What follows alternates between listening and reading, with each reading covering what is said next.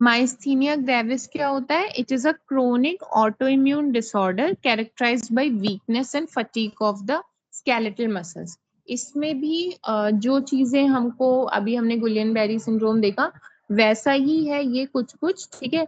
और इसमें ये भी क्या है, एक तरीके का ऑटो इम्यून डिसऑर्डर है, और इसमें भी हमको वीकनेस और fatigue of the skeletal muscle देखने के लिए मिलती है। इसमें जैसे ना गुलियन बेरी सिंड्रोम है तो उसमें तो पहले एक इन्फेक्शन होता है स्ट्रेप्टोकोकस का, उसके बाद वो चीज प्रोग्रेस होती है। लेकिन यहाँ पे ऐसा कुछ नहीं होता है, यहाँ पे कोई इन्फेक्शन का नहीं रहता, बस खुद ही की बॉडी क्या करती है, जो एसिटाइल कोलिन रिसेप्टर होता है, ठीक है, तो उसके against auto antibodies against acetylcholine receptor at neuromuscular junction, ठीक है। तो एसिटाइल कोलिन क्या है, एक तरीके का न्यूरोट्रांसमीटर है, वही सिग्नल्स आगे आगे पहुंचाता है। तो न्यूरोमस्कुलर जंक्शंस पे जो मौजूद एसिटाइल कोलिन के रिसेप्टर्स होते हैं, उन रिसेप्टर्स के अगेंस्ट एंटीबॉडीज बनती है, जिससे वो रिसेप्टर डिस्ट्रॉय हो जाएंगे। जब रिसेप्टर डिस्ट्रॉय हो जाएंगे तो उस पे एसिटाइल कोलिन आके बाइंड नहीं कर सकता और फिर आगे सिग्नल नहीं पहुंचेंगे। तो इसी की वजह से क्या होता है, जब ऑटो एंटीबॉडीज बन जाती है against acetylcholine receptor at the neuromuscular junction, जिसकी वजह से reduce number of functional acetyl choline receptor, मैंने बताया कि एसिटाइल कोलिन के जो रिसेप्टर्स हैं उनको डिस्ट्रॉय करने लगता है, ठीक है। तो वो जब डिस्ट्रॉय होने लगेंगे तो धीरे धीरे उनका नंबर कम होने लगेगा, जिससे अल्टीमेटली एसिटाइल कोलिन भी नहीं बाइंड कर पाएंगे ज्यादा, और पूरा जो है लास्ट में चल के मस्कुलर कॉन्ट्रैक्शन में इम्पेयरमेंट रहेगा, मसल वीकनेस इसमें देखने के लिए मिलेगी। ये इसकी मेन पैथोफिजियोलॉजी है। यहाँ पे कोई इन्फेक्शन नहीं है और कोई ऐसे पास्ट हिस्ट्री कुछ नहीं होती इसमें, खुद ही के अगेंस्ट खुद की बॉडी में जो न्यूरोमस्कुलर जंक्शन है वहां पे एसिटाइल कोलिन के रिसेप्टर्स है, उसके अगेंस्ट ही एंटीबॉडीज बनने लगती हैं। तो ये भी क्या है, एक तरीके का क्रोनिक ऑटो इम्यून डिसऑर्डर है, जिसमें weakness and fatigue of the skeletal muscle देखने के लिए मिलता है। ये उसके कंपैरिजन में थोड़ा ज्यादा कॉमन डिजीज है, ठीक है। गुलियन बेरी एक रेयर डिजीज है, लेकिन माइस्थीनिया ग्रेविस कंपैरेटिवली उससे तो बहुत कॉमन डिजीज है, जनरली पाया जाता है। तो प्रिवलेंस यही है कि 10,000 में से एक लोगों को ये होता ही है, ठीक है, 1 in 10,000 या फिर 1 in 7,500, ठीक है। और पीक इंसिडेंस इसका भी वही है, एडल्ट्स में, वो भी एडल्ट्स में ही हो रहा था। तो ये 20 से 30 साल इन फीमेल के केस में, और मैन के केस में 50 to 60 ईयर्स में इसका पीक इंसिडेंस देखा जाता है। पैथोफिजियोलॉजी हमने डिस्कस कर ली। क्लिनिकल फीचर्स इसमें भी वैसे ही रहते हैं कि इसमें भी मसल वीकनेस मिलता है, worsening with repeated use, improving with rest. इसमें ना मतलब एक चीज ये रहती है कि दिन भर काम करने के बाद ज्यादा वीकनेस, मसल वीकनेस फील होगी, ठीक है। क्योंकि क्या है कि इनिशियली ज्यादा वर्कलोड नहीं है, तो जितने भी एसिटाइल कोलिन के रिसेप्टर्स ठीक हैं, उस पे कोलिन जो है बाइंड करे एसिटाइल कोलिन, और फंक्शनिंग नॉर्मली चल रही है। जैसे जैसे दिन बीतता जाएगा, ठीक है, जैसे जैसे उस पे वर्कलोड बढ़ता जाता है, तो विथ इंक्रीजिंग वर्कलोड तो ज्यादा एनर्जी चाहिए, ज्यादा नर्व सिग्नल चाहिए, तो वो उतनी चीज वो वहां पहुंच नहीं पाती, ठीक है। और वैसे ही क्या है, मान लो हमें हेल्दी फंक्शन, मैं जस्ट एग्जांपल के रूप में बता रही हूँ कि मान लीजिए हेल्दी फंक्शनिंग के लिए आपको 10 एसिटाइल कोलिन रिसेप्टर चाहिए, ठीक है, लेकिन इसने डिस्ट्रॉय कर दिए हैं आपके 5 एसिटाइल कोलिन रिसेप्टर्स, ठीक है। अब आपके पास केवल 5 बचे हैं। इन 5 को ही क्या है, 10 के कंपेंसेशन करने के लिए डबल काम करना पड़ेगा, ठीक है। तो सुबह सुबह तो ये अच्छा काम करेंगे, लेकिन जैसे जैसे दिन भर हो, पूरा दिन बीत जाएगा, तो इन पे भी तो बहुत एक्सेस फटीक हो जाएगा, इन पे भी ओवरलोड हो जाएगा, तो अब इनकी भी जो काम करने की क्षमता है वो चीज कम हो जाएगी। तो इसीलिए बोला हुआ है कि जो मसल वीकनेस है, रिपीटेड यूज की वजह से वो चीज वर्सनिंग होती है, और रेस्ट करने पे ये चीज इंप्रूव होती है। ये गुलियन बेरी सिंड्रोम के केस में नहीं देखा जाता, चाहे रिपीटेड यूज हो चाहे रेस्ट हो, पेशेंट हमेशा ही वहां पे मसल वीकनेस रहेगी। लेकिन इसमें ये इम्प्रूवमेंट देखने को मिलता है, यही जो है आप दोनों में डिफरेंस यहाँ से कर लेंगे। इसके अलावा इसमें और क्या क्या चीजें, कुछ अलग चीजें इसके, क्योंकि लक्षण दोनों के अलग हैं, आप इजीली इसको डिफ्रेंशिएट कर पाएंगे। इसमें एक तो ये पॉइंट मैंने आपको समझाया, दूसरा ना इसमें टोसिस रहेगा, आईलिड ड्रूपिंग मिलेगा, डिप्लोपिया, डबल विजन रहता है, फेशियल वीकनेस है, डिस्फेजिया है, डिस्टार्थेल्जिया, ये सारी चीजें इसमें मिलती हैं।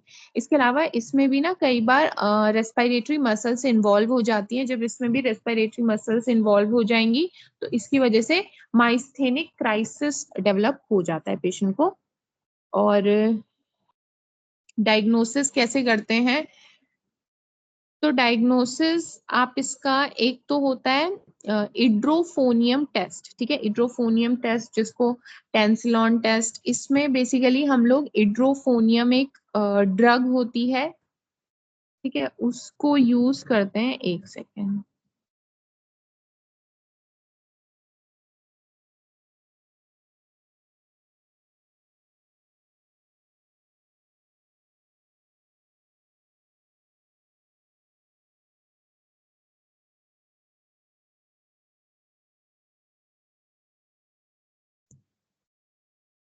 मैं एक बार इसका एक चार्ट दिखाती हूँ इड्रोफोनियम का।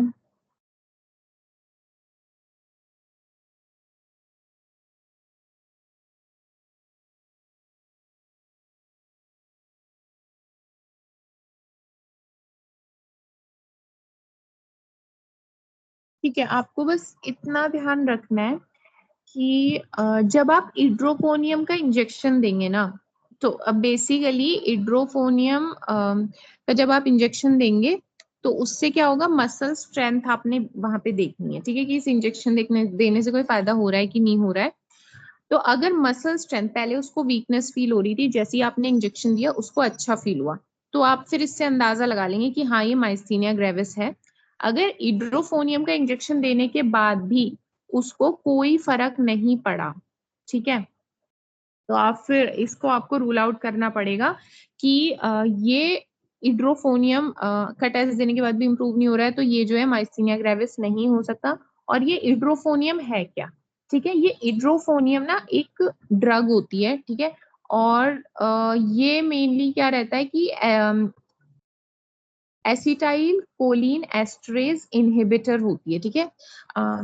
जैसे न्यूरोमस्कुलर जंक्शन हो गया, कहीं पे भी जो न्यूरोट्रांसमीटर एसिटाइल कोलिन आता है, ठीक है, बॉडी की ये टेंडेंसी, मैं नॉर्मल टेंडेंसी बता रही हूँ, बॉडी की क्या टेंडेंसी होती है, आया एसिटाइल कोलिन, ठीक है, उसका काम हो गया, उसको डिस्ट्रॉय कर दिया जाएगा, ठीक है, बाइंड करेगा वो जंक्शन अपने रिसेप्टर पे, काम करेगा, सिग्नल ट्रांसफर करेगा, उसके बाद वो वापस से वही साइनेप्स वाला जो जगह वहीं पे पड़ा रहेगा, उसको डिस्ट्रॉय कर दिया जाता है बाइया एंजाइम जिसका नाम होता है एसिटाइल कोलिन एस्ट्रेज, ठीक है, ये एक एंजाइम होता है जो कि एसिटाइल कोलिन को डिस्ट्रॉय कर देता है उसका एक बार काम होने की वजह से, ठीक है।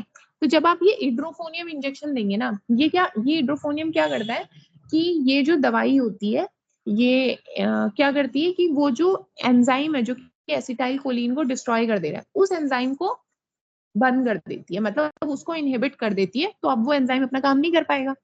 तो इससे होगा क्या कि रिसेप्टर तो आपके, जैसे मैंने आपको पहले ही बताया कि 10 रिसेप्टर नॉर्मली चाहिए, आपके पास 5 ही बचे हैं, 5 आपके डिस्ट्रॉय हो चुके हैं। तो वो 5 भी ना, अगर आप उनको बहुत सारा एसिटाइल कोलिन दोगे, अवेलेबल रखोगे बहुत सारा, तो वो एक ना एक तो पकड़ ही लेंगे।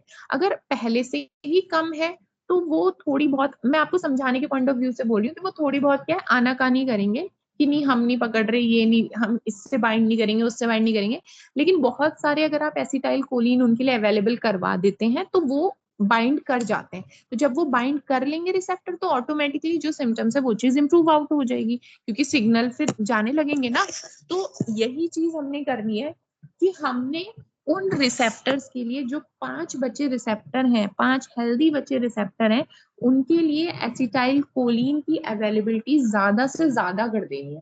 तो वो अवेलेबिलिटी कब ज्यादा होगी, जब एसिटाइल कोलिन को खत्म करने वाला जो एंजाइम है एसिटाइल कोलिन एस्ट्रेज, आप उसको ही बंद कर दोगे। तो जब आपने मारने वाले को हटा दिया, एंजाइम ही हटा दिया, अब क्या है, एसिटाइल कोलिन का काम हो गया, तब भी वहीं पड़ा है, नया एसिटाइल कोलिन आ रहा है वो भी वहीं पड़ा है। तो इस तरीके से क्या, बहुत सारा एसिटाइल कोलिन अवेलेबल हो जाता है इन रिसेप्टर्स के साथ बाइंड करने के लिए।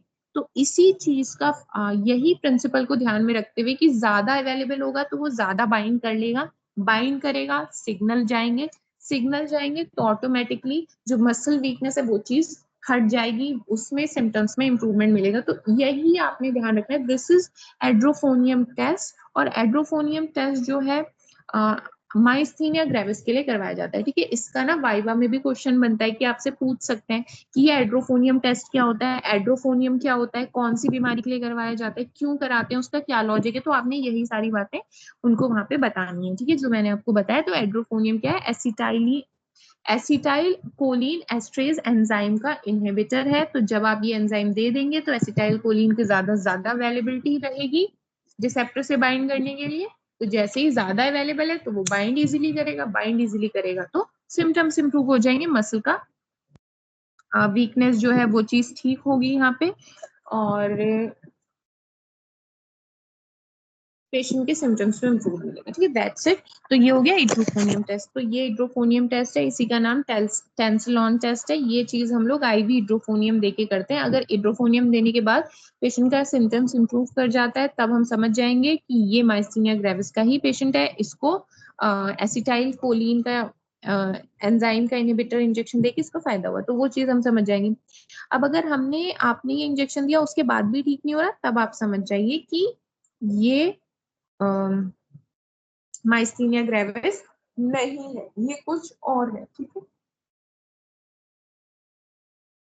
नेक्स्ट आप और कैसे कैसे इस चीज को पता कर सकते हैं, मतलब इसका क्या डायग्नोसिस है, इलेक्ट्रोमायोग्राफी कर लो, ठीक है। इलेक्ट्रोमायोग्राफी वही है कि आपने सिग्नल आदि का पता लगाना है, मतलब इम्पल्स रेट ऑफ कंडक्शन आपने देखना है कि किस तरीके से सिग्नल आगे ट्रांसफर हो रहे हैं नहीं हो रहे हैं, वो चीज का हम इसमें रूल आउट करेंगे।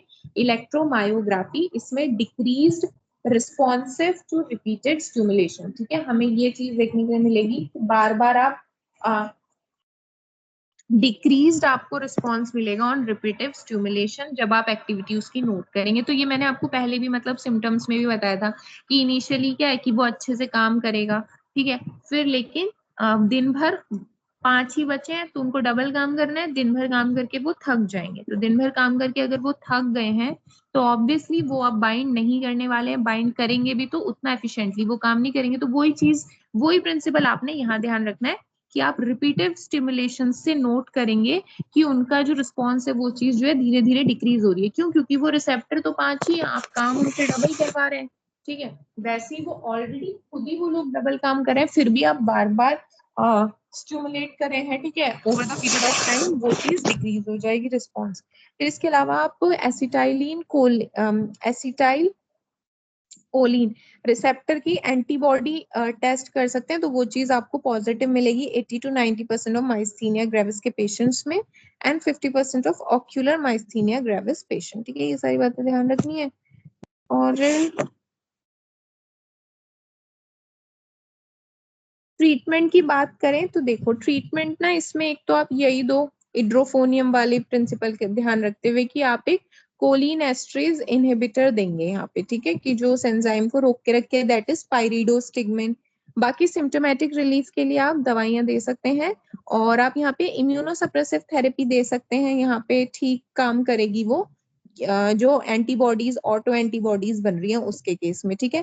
प्रेडनिसोलोन है, ये स्टेरॉइड्स आप बेसिकली दे सकते हैं टू रिड्यूस एंटीबॉडी प्रोडक्शन। और इसके अलावा थाइमेक्टमी कर सकते हैं अगर किसी पेशेंट में थाइमोमा है या जर्नलाइज्ड माइस्थीनिया ग्रेविस है, तो थाइमेक्टमी आप यहाँ पे कर सकते हैं। इसके अलावा इसमें भी क्या है, प्लाज्मा फेरेसिस आप कर सकते हैं। प्लाज्मा फेरेसिस वही है कि प्लाज्मा की आप यहाँ पे सफाई करिए, ठीक है, और प्लाज्मा की सफाई करके होगा क्या कि जो भी एंटीबॉडीज है वो चीज यहाँ से निकल जाएंगी, ये पॉइंट आपने ध्यान रखना है। तो माइस्थेनिक क्राइसिस होगा, सीवियर एक्सैजरेशन ऑफ सिम्टम्स है, तो आप ये चीज करिए। और बाकी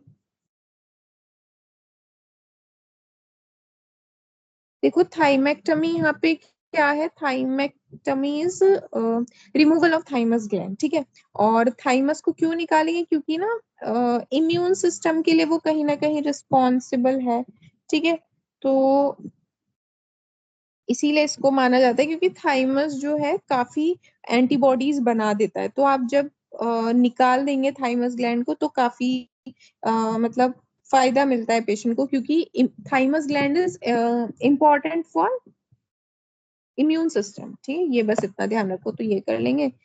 देन नेक्स्ट इज कॉम्प्लिकेशन। क्या होता है कॉम्प्लिकेशन? इसमें माइस्थेनिक क्राइसिस हो जाता है। माइस्थेनिक क्राइसिस वही है कि इतना ज्यादा, देखो रिसेप्टर ऑलरेडी कम है, कितना भी एसिटाइल कोलिन दे दो सिग्नल पहुंचेंगे नहीं, मसल वीकनेस मिलेगी, तो रेस्पिरेटरी फेलियर देखने के लिए मिलता है। इसमें स्पेशली यही है, जब माइस्थीनिया ग्रेविस के केस में आपको रेस्पिरेटरी फेलियर दिख जाए, वही माइस्थेनिक क्राइसिस है। और इसमें एकदम आपको मैकेनिकल वेंटिलेशन पे पेशेंट को डालना पड़ेगा। और क्या कॉम्प्लिकेशन होते हैं इस डिजीज के? तो ऑस्टियोपोरोसिस और स्टेरॉइड इंड्यूस साइड इफेक्ट्स इसमें आपको देखने के लिए मिल सकते हैं। तो ये सारा पॉइंट्स आपने ध्यान रखना है अबाउट माइस्थीनिया ग्रेविस, ठीक है। Again myasthenia gravis is very important topic.